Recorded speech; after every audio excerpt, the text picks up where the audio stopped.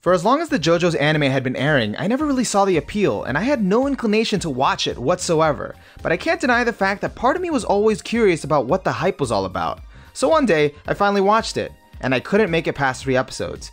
To me, it seemed like just such an absurd show, and I vowed to never watch it again. I just figured if you didn't have a taste for it, you wouldn't get it. That is, until 5 months ago when I met Patrick. Patrick is a fellow weeb with similar tastes who I met through a mutual friend. He interviewed me on his podcast, and long story short, I found out his favorite anime was JoJo's Bizarre Adventure, and I couldn't wrap my head around why. And he just said I had to watch it in order to get it. So I was like, alright, I'll take you up on that, I'll watch it. And in order to make it fair, we decided to make a blood pact. I would watch all of JoJo's in exchange for him watching all of Evangelion. I'm still waiting, Patrick. I ended up telling my friend Delph about the Blood Pact, and he said he'd be interested in marathoning it with me. Another friend of mine, Jamie, caught wind of our planned marathon and heard that we were going to watch it on Crunchyroll. And then he was like, no, I'm gonna acquire the episodes for you guys so you can watch it the way it was meant to be seen. And I'm like, I don't know what that means, but okay, let's do it.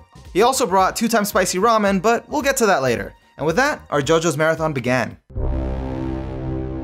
I braced myself for boredom as I had to re-watch the first 3 episodes of Phantom Blood, but surprisingly having friends to watch it with made it much more bearable because we just made fun of all the ridiculous moments that came up, because before they just drove me crazy. However, when we hit episodes 5 through 8, we were dying. I was falling asleep. The only thing that kept me going in those moments were Patrick's words, "You'll appreciate this part more later." And in that moment, I could only think, you better be right, Patrick. By the time we got to the last 2 episodes, it wasn't that bad. It was actually kind of exciting. But that could have just been the euphoria from seeing the light at the end of the tunnel. Considering we clapped and gave a standing ovation after it ended, it most likely was that. But at this point, we had trudged through part 1, we were exhausted, we were caffeinated, and we were ready for anything.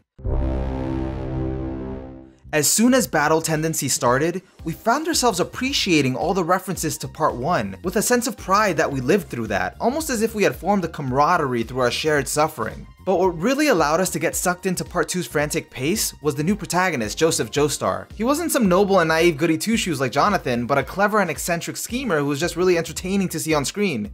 This part never had a dull moment. It was equal parts ridiculous as it was thrilling. Also, the constant art and color changes kept my eyes glued to the screen. I do have to admit though, the logic behind some things made it hard for me to take seriously, but then I had a moment of clarity where I was like, is this JoJo's? So I gladly threw my disbelief out the window and continued to enjoy the ride. Before we knew it, we were looking forward to the Pillar Men's crazy poses. We'd get up and imitate them. We got a kick out of repeating their clearly copyright names, WAMU and AC/DC. What started off as just us being ironic quickly became unironic, and now we didn't know if we were enjoying JoJo's or just seeing what craziness happened next. But before that, the guys got hungry. So remember that spicy ramen I said my friend Jamie brought? Thankfully I declined, but the other 2 decided to partake. Let's just say they couldn't handle it. But the longer that you keep it in your mouth, the longer that you keep it in your mouth, the more it burns! It's like it's in my throat and it's ramming its spicy over and over. You know what? That wasn't that bad. Oh god. And we resumed our marathon, now with constant bathroom breaks between episodes, sometimes mid-episode. By the time we finished part 2, I was satisfied. And when it flashed forward to Old Man Joseph, I was tempted to just continue to see where it would go next.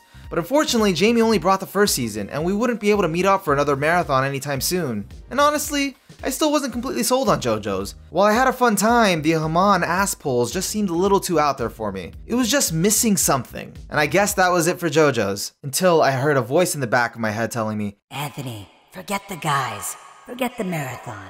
Watch Stardust Crusaders. You can binge it so much faster. You know you want to. No, I don't want to be a JoJo's fan. No! No, I said I don't wanna! No! No, don't put the title screen. I didn't agree to this. No, I'm not continuing. Ah, damn it. If part 2 got me to accept JoJo's, part 3 brought it to a whole new level for me. Stands were that missing piece I was looking for. While I was enjoying the characters' dynamics of the group and the road trip vibes, and also this man's reactions, the stand battles kept me guessing what obstacles they would encounter next. They were brilliant because they weren't about raw power, but battles of the mind. Anyone could win even if their stand was weak, and in most cases, the stakes were life or death. For example, the match against the first Derby was so intense for just a poker game because of the stakes. The battle against Vanilla Ice was horrifying, gripping, and pretty much broke me. When I saw the price that had to be paid without takebacks, redos, or even Dragon Balls, I felt the weight of the journey. And with a heavy heart, I went into the last battle against Dio, the battle I had been hyped and waiting for since the beginning. And seeing his smug face get pummeled in was absolutely satisfying. Finally got what was coming to him since part 1. You'll appreciate this part more later. I get it, Patrick! But by the very end, seeing that only 3 members of the group remained, I was actually left with a bittersweet feeling. As I watched Jotaro staring at the picture of that one moment the group was all together and happy, I realized it was all about the journey and not the destination. They were only able to reach their destination through the sacrifices of the others. And this is also when I realized the significance of JoJo's. It is about passing the torch, but not just from one Joestar generation to the next, but also to the comrades that carry on in our place. We entrust our hopes to them. And I was moved by that. Alright, at this point you might be thinking, the video's clearly over by now. This guy sounds like he's into JoJo's, everything's wrapping up nicely, there's nothing else after this. Not quite. Part of me was like, okay, that was it? I needed to know what happens next. What the hell is part 4 even about? How does this keep going after this? There was only one solution.